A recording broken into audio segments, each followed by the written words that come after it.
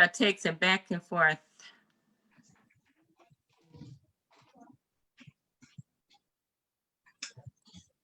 April, you on mute.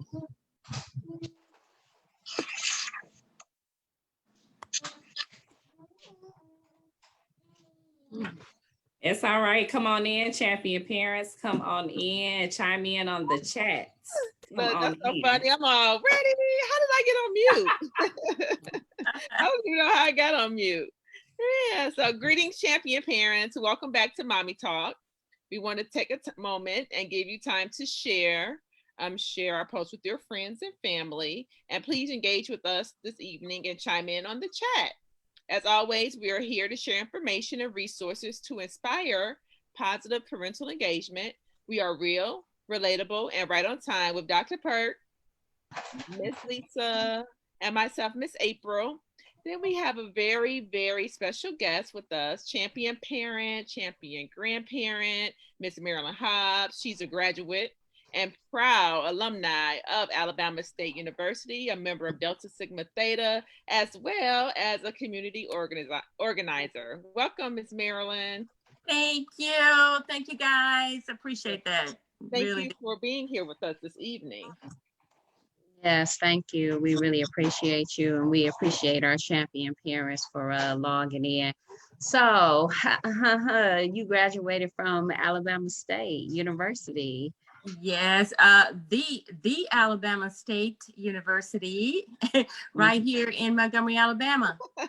Yeah. So why don't you tell our champion parents about your experience while you were there?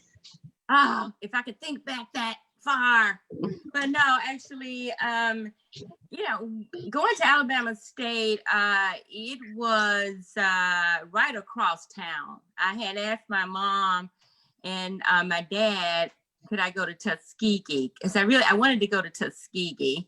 And they said, oh, no, we don't have Tuskegee money. You're going right across town, get on the bus, go right over there to Alabama State.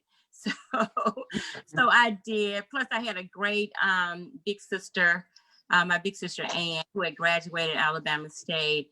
And she was also a Delta. She pledged Delta Sigma Theta. So I really wanted to be like my big sister Ann. So I went to Alabama State, and then I pledged Delta, but I pledged Delta Sigma Theta later on because I met this wonderful guy. He used to be at the Air Force Base. He was in the Air Force, and he came over to Alabama State. We got married. We had 3 beautiful boys. And so I really didn't have time for Delta Sigma Theta right then, but later on. Because you were doing other stuff. I was doing other stuff, raising these guys. But I did go ahead and pledge Delta Sigma Theta. It was on my bucket list, and that's exactly what I did. So yes, ma'am. But Thank you. Enjoyed Alabama State.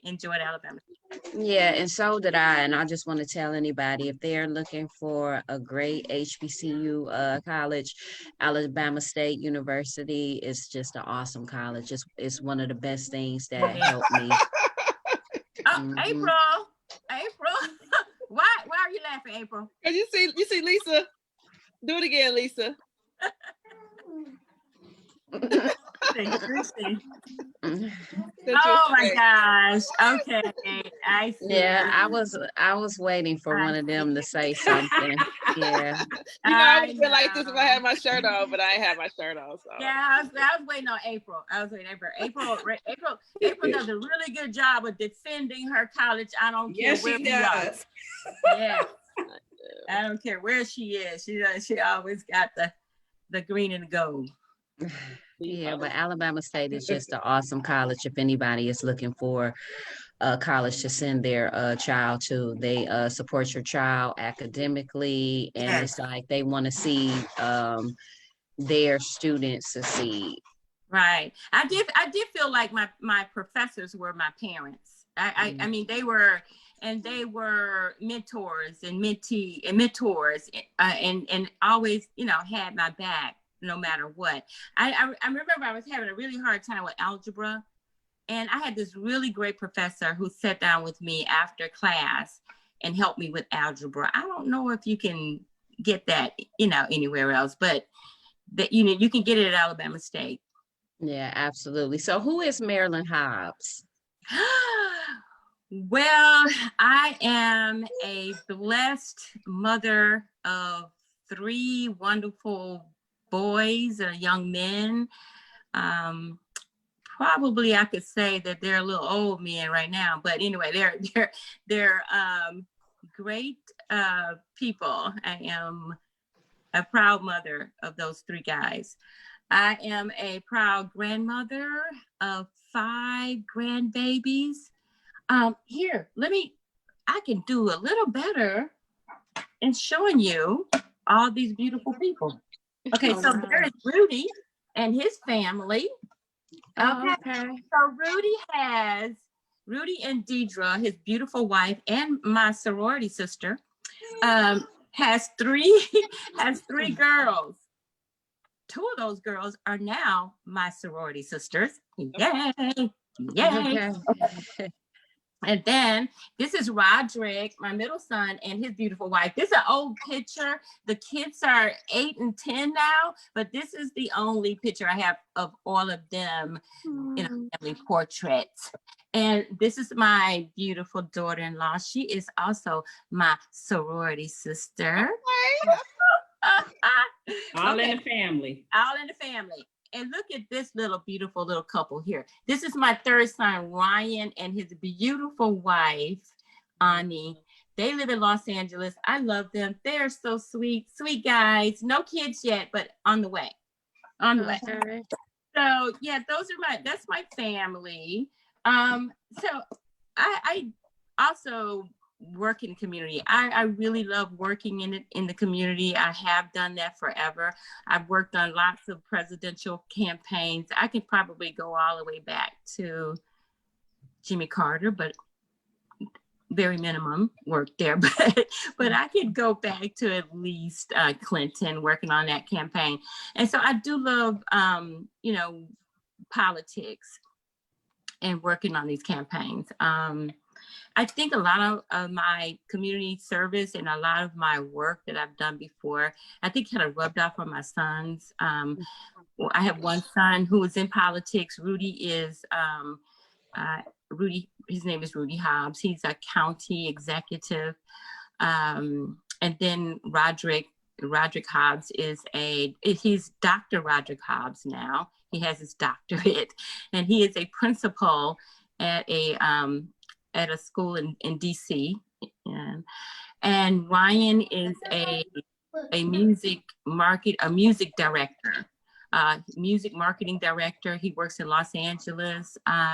So I think a lot of the work that I've done, except for Ryan, I do love music, but Ryan just kind of went off on his own.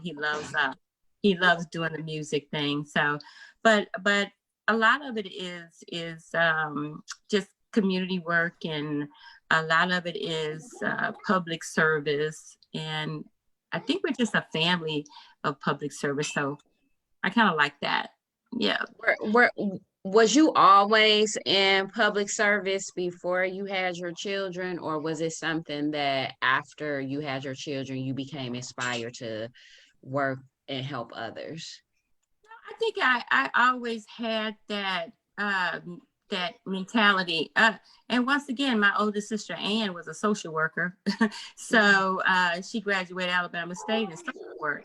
I think, my family, I have another social worker sister that graduated Alabama State. And then I have a sister who works at one of the museums here.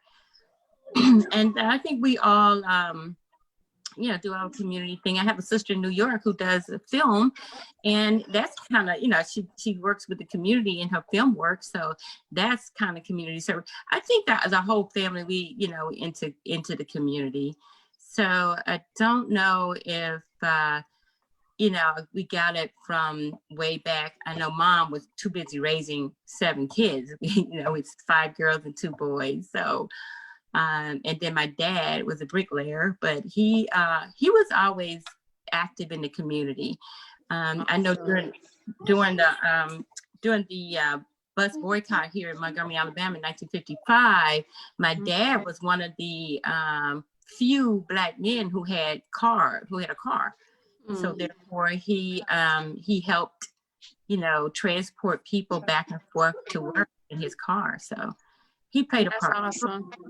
Yeah. I wanted That's to, awesome. if I may, Dr. Pert, for a moment, Miss Marilyn, I had a question when you were talking about just your work with working in politics and stuff like that. What have you found, maybe, if you don't mind me asking, most challenging, even with people voting or with people exercising their right? What have you found most challenging with working in politics?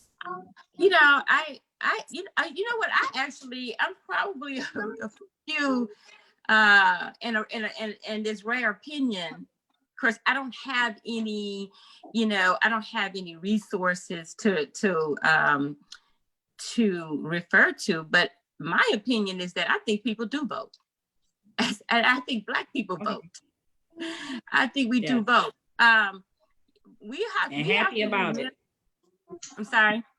No, I said, and happy about it.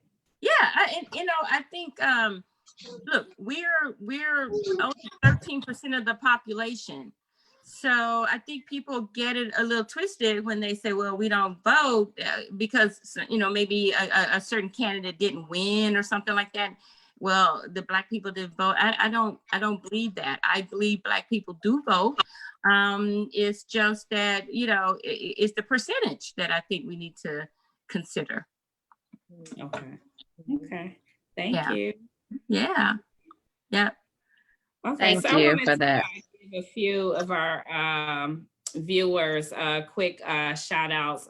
First of all, viewers, thank you so much for tuning in with us this evening. If you have any questions for the champion parents, as well as Miss Marilyn Hobbs, please chime in, share this very informative live, and come on, shoot us some questions if you have them. Yeah. So we do have Amir. She said, "Hey, Vonnie Wani." Well, Amir, let me show you. Here's Amir right here. That's Amir. Hey, Amir. Amir's in her freshman year at Spelman, y'all. So she's Nice. awesome. Yeah. Mhm. Now, Rhonda, That's nice. she was chiming in as far as you were saying about the Black vote. She said the lack of knowledge keep Blacks from voting, misinformation, and we do vote, but the percentage is low. Yeah. Mm-hmm. Well, look, yeah, I don't, but see, all of that can apply to anybody. I think now, yeah, I do think that people are not researching. Mm-hmm. I really think that people do need to research and find the right candidate for the right office, but they don't do that. People don't research. So, there's a lot of voting by name recognition, but I would just say this. I would tell the voters, just go Google the names and just see what you can find out. I think research is interesting. You find out about your candidate, and also you find out whether or not that candidate have your interest at heart. Maybe they have some interest that you want to see happen, and then you vote for them because of your interest, not by name recognition. But education is key. Research is key. I would tell everybody to go out and research your candidate. Yeah, I do think that it is important to research the candidates out there. I think that there's a lack of interest because it's been proven that, African Americans will go out there and vote because look, Obama got into office. But I think one of the key factors that play a role in it is that people they're not interested in the people in the selections in the candidates. Right. Yeah. So I think that's I think that there's a lot of African Americans out there who are very well they are knowledgeable of who the candidates are, but they just like, what the hell with it, I'm not interested in either one of them. So do you have any views, more views on voting that you would like to share? that, voting, look, if you're going to live in this country, you're gonna need to vote, because that's the system. I hear a lot of people saying, I don't want to vote for either candidate. I hear that too, doctor. But look, this is the deal. You vote first of all, do your research, and then you vote for the candidate that has your interest at heart the most, okay? But this is our system. The way that we get the things that we want as a citizen is to vote. Now, if you don't like the system, change the system. But this is our system that we have right now. So if you rather just not do anything, then you're going to lose in this country. You have to either be with the system, or you can you can make it better by changing the system. So I would say everybody to go vote. Absolutely, I agree. And another thing I really want to throw out there is that, we make the mistake every 4 years, we wait until the presidential election to vote. Yeah. And as you all said earlier, we don't do enough research. We vote by name recognition. We vote by even party recognition. But we wait until the 4 years. And then, like, even right now, people are in the uproar. People, but like, I think right now it's time to start focusing even on the next election. Like, we should be researching it now, and people should be, whatever they have to do to try to get candidates to run, and give them your wish list and all this stuff. And then once whoever becomes in office, we have to hold them accountable. And a lot of times, we bicker and complain within our circles, but we really don't get out there, and make our voices heard. So that's right. Even if we didn't vote for that candidate, we can still take issues to that candidate and make them accountable for those issues. We can still do that, even if he's not your candidate or she's not your candidate. But I'm really excited about Harris, though. I'm excited about her. So. What is your motivation besides your children? We have a question from one of our viewers, Miss Corinne Hobbs. She says, how can we mobilize all the youth at HBCUs to get out and vote? Baby, they doing it. Let me tell you something, Miss Corinne Hobbs. Let me show y'all Corinne Hobbs. Let me show y'all Miss Corinne Hobbs. You see Miss Corinne Hobbs? So look, let me tell you who's out in the street. Okay, not me, not my people, not people my age. Okay, it's the young babies, it's the HBCUs, it's the 20-year-olds, it's the 30-year-olds, and yes, April, Doctor, and Lisa, it is you too. You guys y'all out in the street. Okay, so yeah, they're already out there, Corinne. They're out there, and I'm so proud of them. That's who's going to win this election. The one that, the one I think they're going to win. Are we nonpartisan here? Or what? Yeah, Miss Marilyn. Yes. So what is your motivation besides your children? Ooh, yeah, it's kind of tough in this COVID. So I really lean really, really hard on the Lord. I really do. God is number one in my life. He has to be. I don't think that we could get through any of this stuff and just plain old everyday life. I really don't think that we could really get through it if it's not for him. So he is my motivation. The Lord is my motivation. I think in a lot of situations, he's brought me through. But yeah, I would say my family.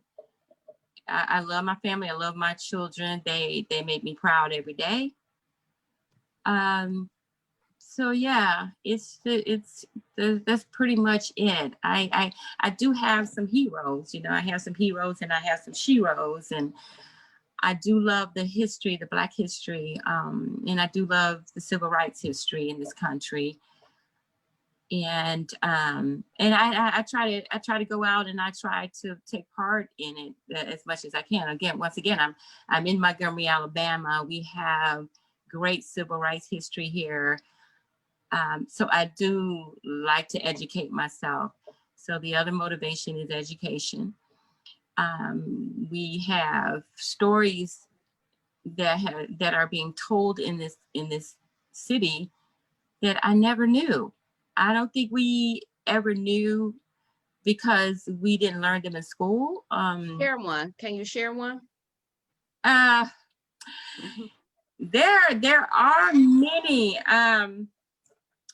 Rosa Parks. Everybody knows Rosa Parks. But I would have had a little bit more information on this story if you had told me, you had warned me. But Rosa Parks was an activist.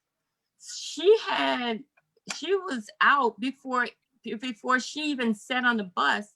She was out there working in the field. People would call her and say, you know what, there's a person who's been discriminated against. And then she'll go to their house and she'll sit down and talk to them. People were upset and had some depression when Emmett Till was murdered. You know who they called? They called Rosa Parks and say, look, we're upset. We don't know what to do. So even during that time where resources were very limited and life was very precious and your life could be snuffed out in a minute if you spat on the street. But during that time, Rosa Parks was out there getting people together, protesting, and she had a voice against all of the injustice that was done back then as well. She went to, there was one young lady, a Black young lady walking home from work, I believe. She had a husband and kids, and she was raped by a white gang. She was willing to go home and just not say anything about it. But Rosa Parks convinced her to take it all the way, to the court system. And I think she took it all the way to the Supreme Court. Nothing ever happened, but she convinced that lady to take it to the police and take it to the courts and sue the young men who had assaulted her. Now, she went on and took it to court as Rosa Parks, as she had suggested. So Rosa Parks is, that part of Rosa Parks we didn't know anything about.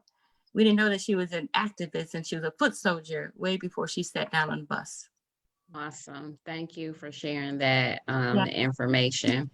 And we know that there's so much going on in the world that's affecting many people out there, as you said, COVID-19. What is the most rewarding aspect of what you do in the community? Working with my sorors. Right now we're kind of shut down because of COVID, but we still find a way to work in the community as individuals. So I think I get a lot of just joy just being out there with them and seeing them work. And once again, these are some young sorors out here. These are some young sorors. What I do is try to just be there when they need me and be a mentor. But the young sorors out there working really hard. So that gives me joy. And it just gives me joy to work with them because I know that they're hard workers. And just to see them working hard like that, it's I can always say, yeah, been there, done that. I can always say that. But awesome. They remind me of me, so I love it. Awesome. How can people find out about your events or your services?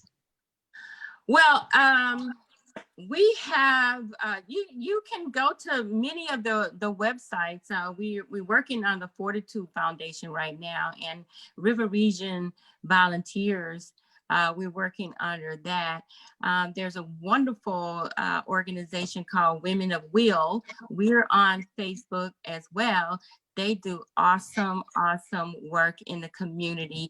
It's led by a wonderful, beautiful person by the name of Cheyenne Kreisberg, which she has a story of her own, a civil rights story of her own. She marched with Dr. King when she was 7, 8 years old. And she is one of my best friends. And that's the other thing. You come down here and you make some bunch of friends. Well, guess what? They all like know of the civil rights movement. Their mom took place in the civil rights movement. Or you could be like Cheyenne, who actually took part in the civil rights movement. And Dr. King used to hold her hand when they used to walk down the street. So that's the other awesome thing about living here. It's a great civil rights history. But yeah, the Women of Will, they have a Facebook page. So I love working with them as well.